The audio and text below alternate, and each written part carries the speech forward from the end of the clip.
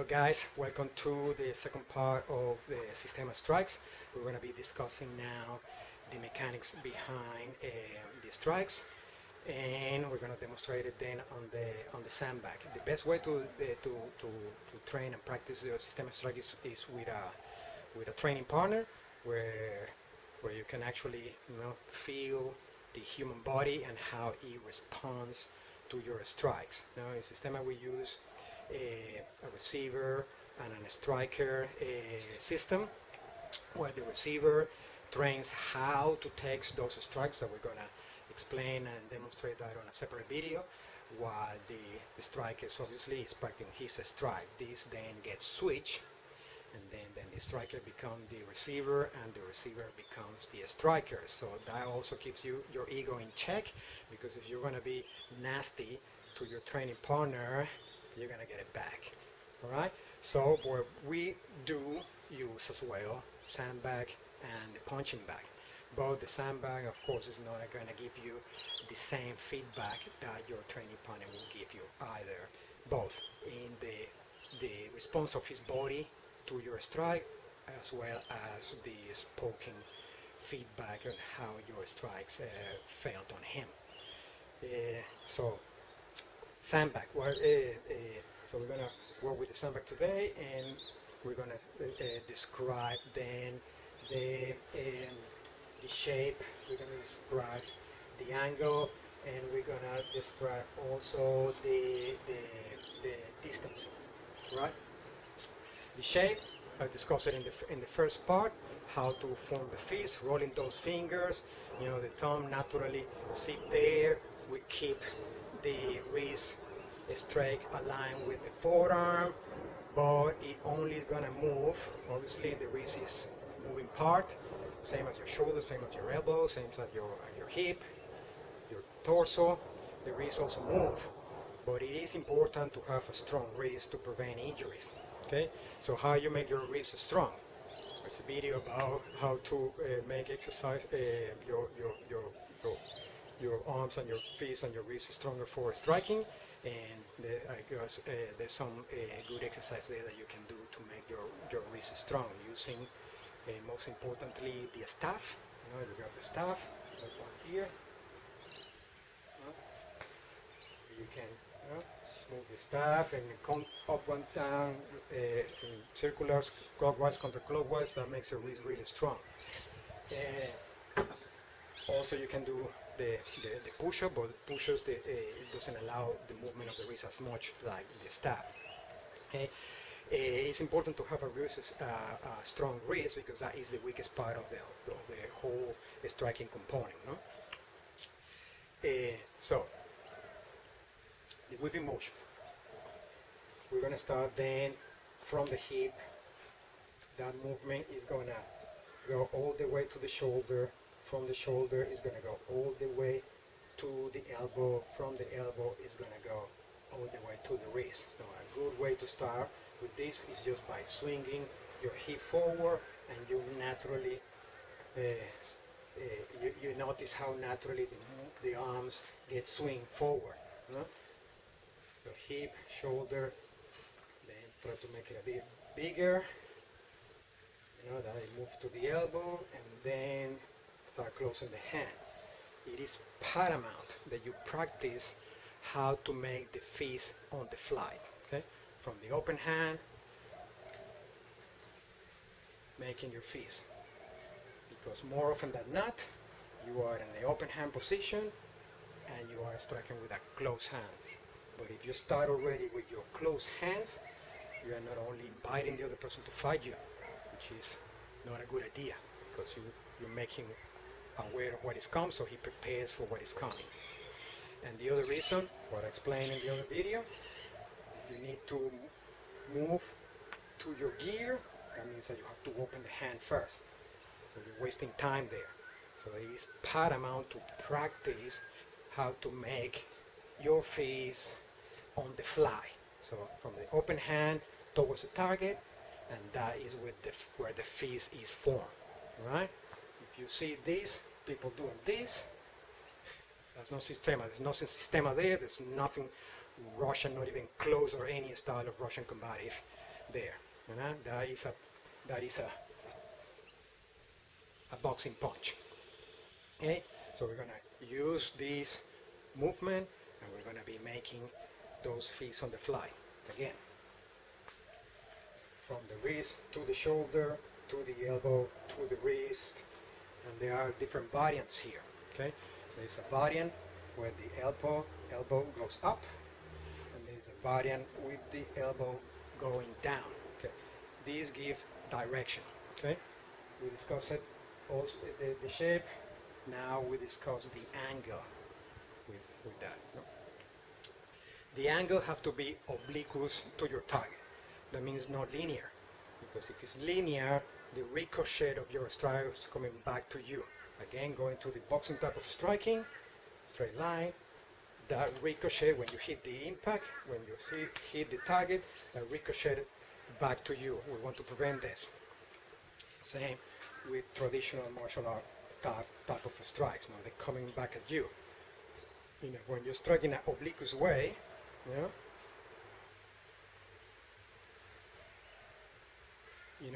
a big portion of that, kickback or ricochet or recoil, however you want to call it, goes away.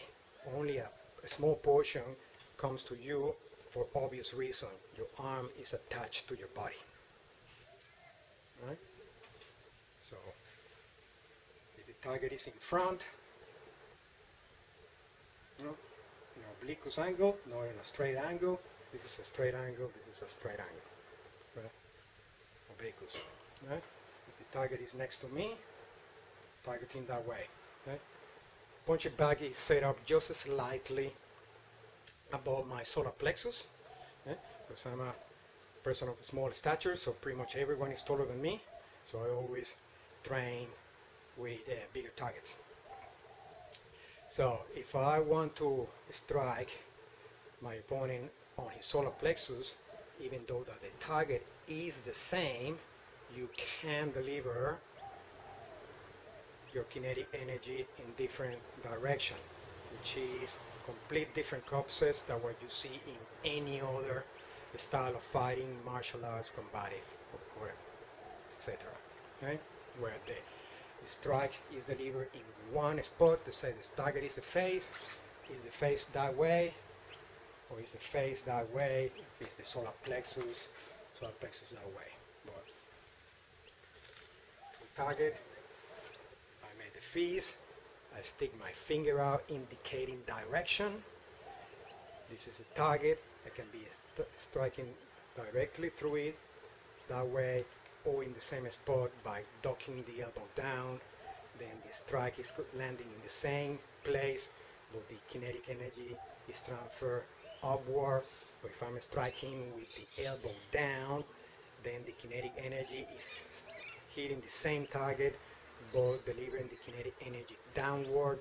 Or if I open a little bit more, then it will be that way, closing the elbow a little bit more, will be going that way, and then you go the diagonals, diagonal that way, diagonal that way, diagonal that way, diagonal that way. So even if you are striking the same target, a smaller surface, you can be managing exactly in which direction you want to deliver that kinetic energy that is coming with your strike, with your punch. Aiming at the lungs, aiming at the heart, aiming at the diaphragm, aiming at the intestines, aiming at the kidney, aiming at the hip to break the person's structure. And this is what you see happen on the videos from our senior instructors and chief instructors when they strike someone, and I read the comments that the people, the public put on this video. They don't understand where they're looking. They don't see what is happening, and when you strike downward, you break the person's form by attacking the hip. That's where you see that the person ducks down.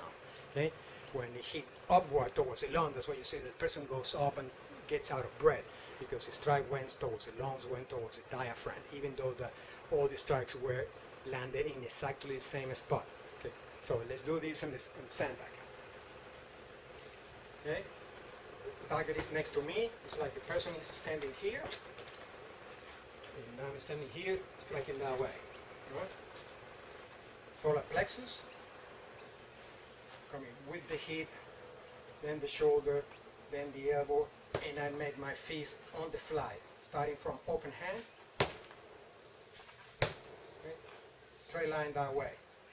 Shoulder, elbow goes down, digging, and by doing that slide motion of the elbow, I think elbow up or elbow down, is what it makes the fist bite in an extra quarter or half of an inch, only a few millimeters, and that is the part that hurts. Okay? And the breathing, we're striking on the inhale, striking on the exhale.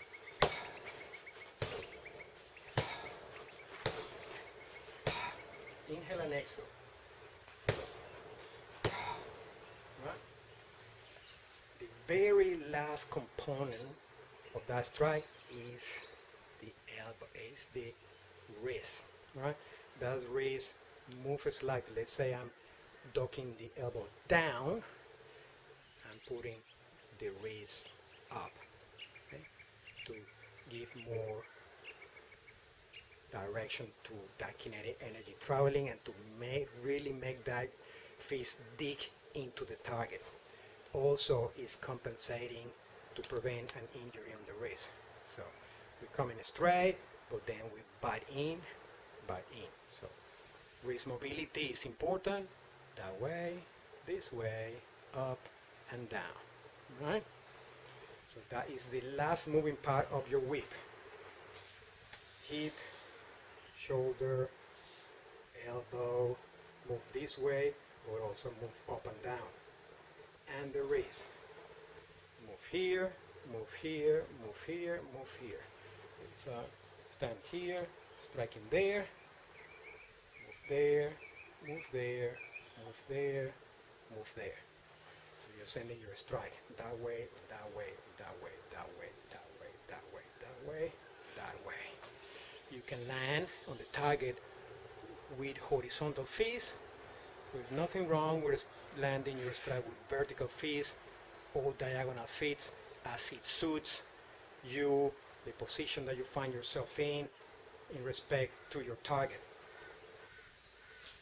Vertical fist, open hand,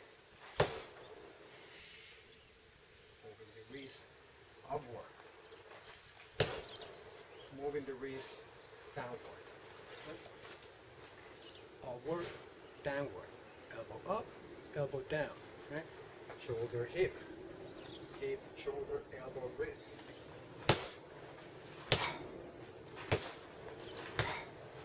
In diagonal.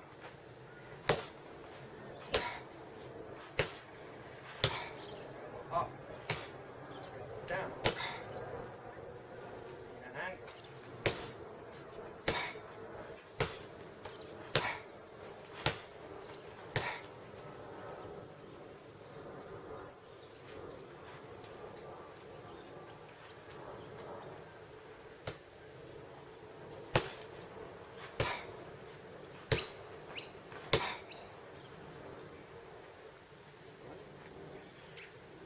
What happens when I'm in front of the target?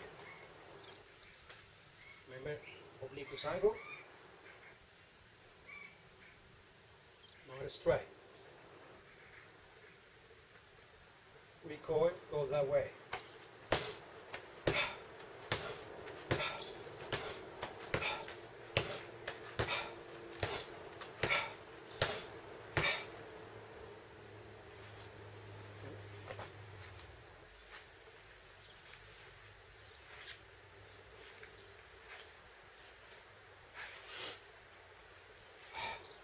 Inhale, exhale, okay? Regardless of you find yourself in the breathing cycle.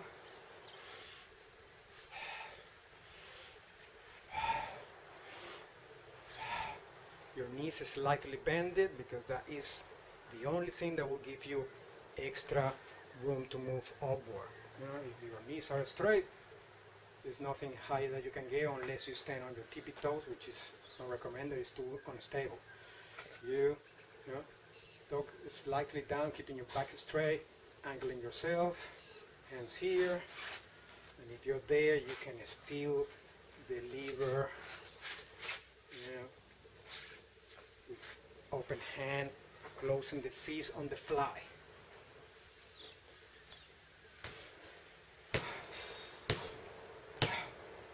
Open hand, close the hand, open hand, close the hand, open hand, close the hand.